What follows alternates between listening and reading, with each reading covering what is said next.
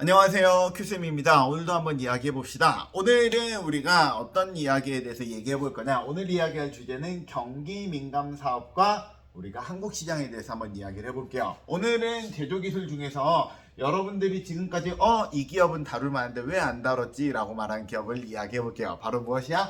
삼성전자예요. 여러분, 우리나라 기업에 대해서 이야기하면 삼성전자를 이야기 안 할 수는 없죠. 근데 왜 이 기업을 늦게 이야기했느냐? 이유가 있어요. 한번 잠깐 봐보세요. 삼성전자는 어떤 물건을 팔죠? 딱 떠오르는 건 그래. 삼성전자는 파는 물건이 냉장고, 세탁기, 에어컨을 팔지. 맞아요. 이것만 파나요? 아니지. 또 무엇을 팔지? 삼성전자의 갤럭시라고 말하는 핸드폰을 팔고요. 이게 끝이 아니에요. 하나를 더 팔아요. 무엇을 팔지? 바로 여기 반도체를 팔아요. 이 세 가지는요, 성격이 다들 달라요. 근데 이 성격이 다른 이 세 가지 물건을 파는 이 회사에 대해서 설명을 하려면은 이 세 가지 물건에 대해서 이야기를 해야 된단 말이에요. 그러면 복잡해요. 그렇기 때문에 여러분들에게 이 기업에 대해서 이야기를 조금 뒤로 미룬 거예요. 그래도 오늘쯤에 한번 다뤄야 될 것 같아서 오늘 한번 이 삼성전자에 대해서 조금만 이야기를 한번 해보겠습니다. 삼성전자는 일단 기업 가치가 어느 정도 될까? 삼성전자의 기업 가치는 약 371조 정도 돼요. 여기에다가 이제 뭐 주주 가치가 이제 약간 다른 부분, 우리가 보통 우선주라 부르는데 우선주라 부르는 것까지 더해보면은 대략적으로 한 400조 원 정도가 되는 기업 가치가 된답니다. 400조 원이면 얼마나 클까요? 우리나라에서 1등인 건 물론이고요. 전 세계적으로 봤을 때도 얘가 한 20등 정도 하는 거예요. 굉장히 큰 거예요. 거기에다가 이렇게 말해볼까요? 일본에는 삼성전자보다 큰 기업이 있을까요? 없어요. 한국과 일본을 통틀어서 굉장히 큰 기업이에요. 그러니까 정말 큰 기업이고요. 대신에 일본은 우리나라랑 좀 상황이 달라요. 예를 들어 무슨 말이냐면은 우리나라 1등 기업이 삼성전자인데요. 2등 기업이 뭔지 혹시 아시나요? 몇 년 전까지만 해도 2등 기업은 SK 하이닉스였고요. 현재는 2등 기업은 LG 에너지 솔루션인데 LG 에너지 솔루션이 100조가 조금 넘어가거든요. 1등과 2등 사이의 차이가 약 300조 원 정도 차이가 나잖아요. 이게 좀 우리나라의 약점이에요. 무슨 말이냐면은 일본 같은 경우에는 이 기업 가치가 400조 원 가까이 된 기업은 없는데요. 그보다 조금 아래인 기업은 여러 기업이 있어요. 뭐 예를 들면 소니라든지 뭐 닛산이라든지 캐논이라든지 다양한 기업들이 있거든요. 마치 어떤 느낌이냐면은 우리 반에는 전교 1등에 우리 반 1등이 전교 1등인데요. 우리 반 2등은 전교 한 30등 정도 되는 거고요. 우리 반은 바로 옆반은요. 전교 1등은 아니야. 1등이. 근데 2등, 3등, 4등, 5등, 6등 전교 2등, 3등, 4등, 5등, 6등이 포진돼 있는 그런 느낌이에요. 그래서 어떤 기업이 더 좋을까에 대해서 이야기하면 일본 기업도 전 세계적으로 봤을 때 굉장히 경쟁력이 있는 기업이다 라고 생각을 해주시면 조금 더 나을 것 같습니다. 그럴 때 우리가 이 회사가 어떻게 돈을 벌까요? TX라는 걸로 60%, TS라는 걸로 30%, 그 다음에 SDC라는 걸로 10%, 하만으로 4%. 그래 하만은 좀 내버려둬도 되겠죠. 이 정도 되는데요. 자, 각각이 무슨 말인지 잘 모르겠잖아요. 그러니까 우리가 말을 좀 다시 한번 봐봅시다. DX라고 부르는 건 무엇이냐면요. 첫 번째 TV, 모니터, 냉장고, 세탁기, 에어컨 이것뿐만 아니라요. 컴퓨터랑 HHP라 부르는 거는 핸드폰까지 포함해요. 해서 굉장히 다양한 전자제품을 통틀어 가지고 DX라고 부른답니다. 여러분들이 알고 있는 대부분의 삼성전자는 여기에 나갈 거예요.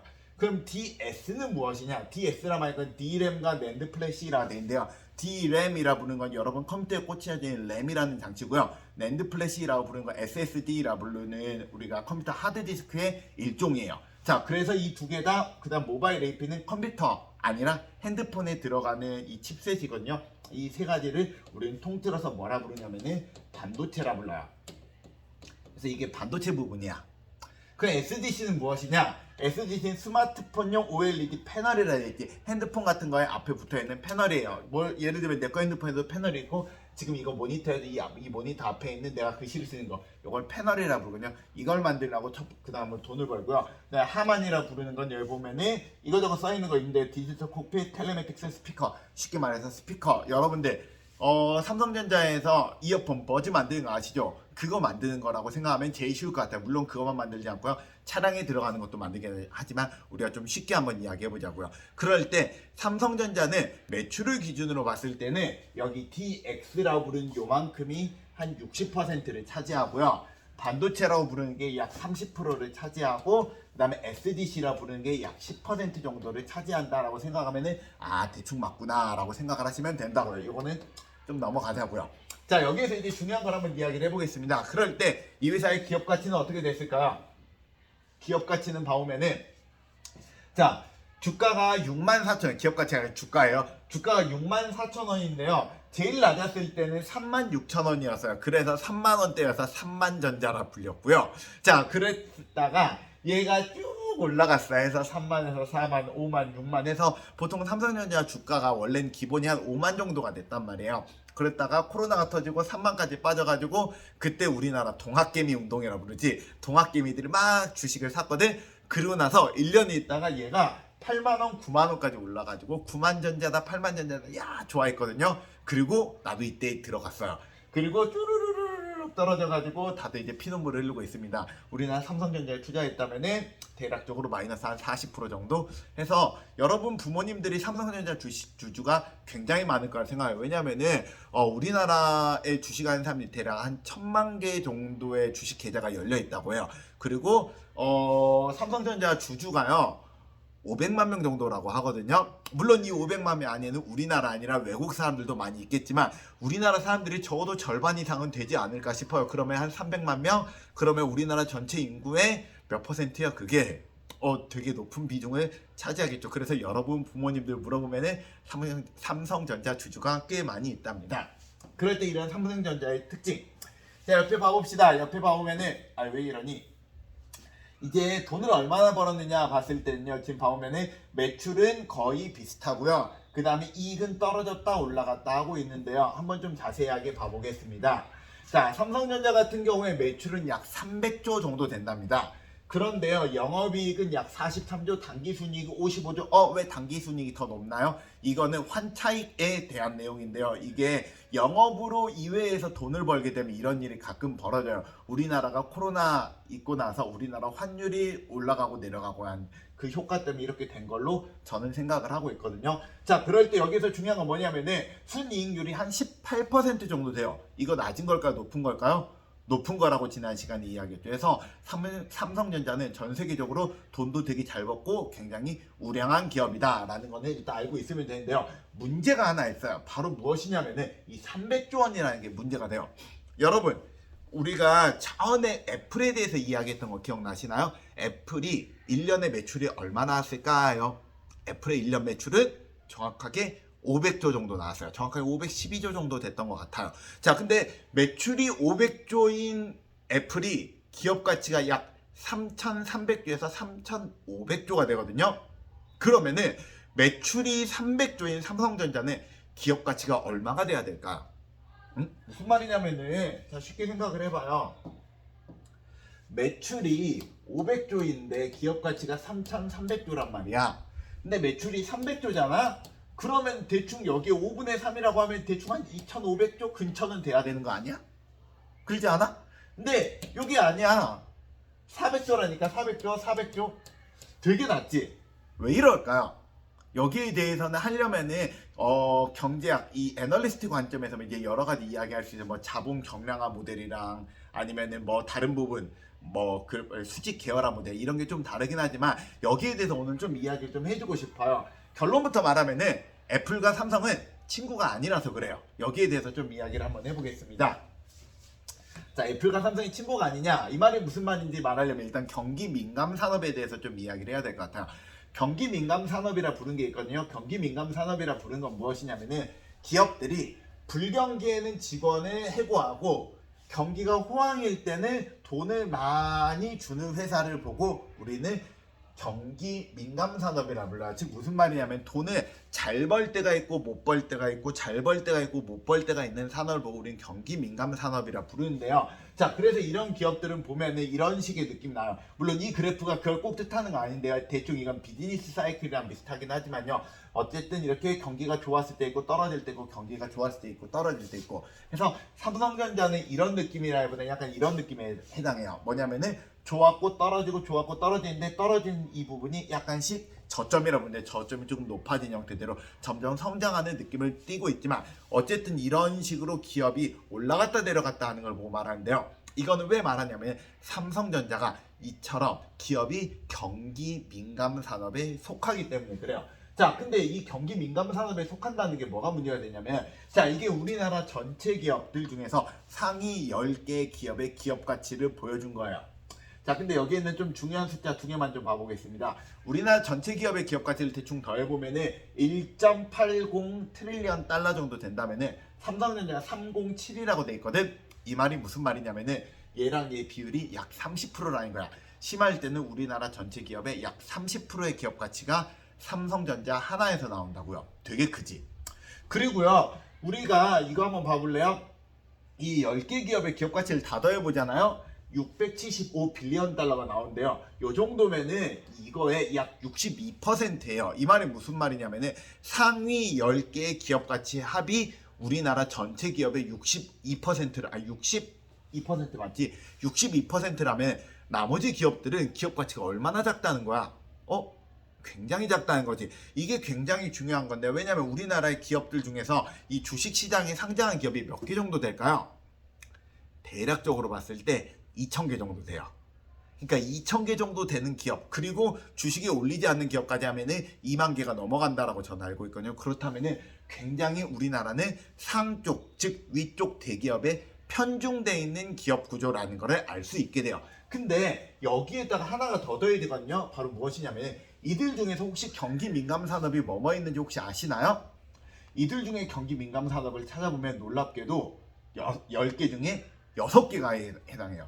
이 말은 무슨 말이냐면 우리나라 전체 기업들 중에서 굉장히 큰 비중을 차지하는 기업들이 경기 민감 산업에 속하고요. 그렇기 때문에 우리나라 기업의 전체 기업의 가치도 위아래로 출렁거림이 굉장히 심할 수밖에 없다라는 뜻이 되겠죠. 자, 그럴 때 한번 봐보겠습니다. 우리나라 전체 기업의 기업 가치를 우리가 더할 때 보통 코스피랑 코스닥이란 말을 하는데요. 그중에 코스피라고 말하는 시장이 대충 기업 가치가 이런 식으로 움직이거든요. 그럴 때 삼성전자의 움직임을 봐보잖아요. 위아래의 출렁거림은 조금 더 심할 수는 있긴 하지만요. 중요한 거는 얘가 모양이 별반 차이가 나지 않는다라고 해요. 이 말은 우리가 다른 말로 하면 보통 뭐라 그러냐면 우리나라 전체 기업에 투자하나 삼성전자에 투자하나 비슷한 성과가 나온다는가. 왜냐면은 삼성전자의 그만큼 비중이 크기 때문에 그래요. 그럴 때 우리가 지금 이야기했던 첫 번째 주제로 한번 가보자고요. 자, 삼성전자라고 말하는 기업은요, 여러 개의 기업과 싸움을 하고 있어요. 어떤 기업과 싸움을 하고 있냐면요, 첫 번째로는 가전제품이라는 걸로는 LG전자랑 싸우고 있고요. SDC, OLED용 패널로도 LG전자랑 싸우고 있어요. 그 다음에요, 애플하고는 무엇을 싸우고 있냐면 휴대폰으로 서로 싸우고 있어요. 그 다음에 반도체라고 말하는 거는 누구랑 싸우고 있느냐? SK 하이닉스라는 우리나라 기업과 대만의 TSMC라고 부르는 대만 반도체 회사랑 싸우고 있거든요. 그럴 때 삼성전자는 전 세계적으로 어떤 회사라고 인정을 받을까? 무슨 말이냐면은 조금 더 쉬운 말로 하면은 삼성전자는 누구랑 가장 친할까를 한번 우리가 생각을 해보겠습니다. 자, 누구랑 가장 친할까는 우리가 어떻게 할 수 있느냐? 누구랑 가장 친할까는 누구랑 같이 취급을 받느냐라는 거 보면 돼요. 그러니까 예를 들어서 학교에서 그러잖아요. 야, 누구누구 친구 불러 할 때 걔랑 친한 친구, 야, 누구 친구한테 야, 걔 좀 데려와.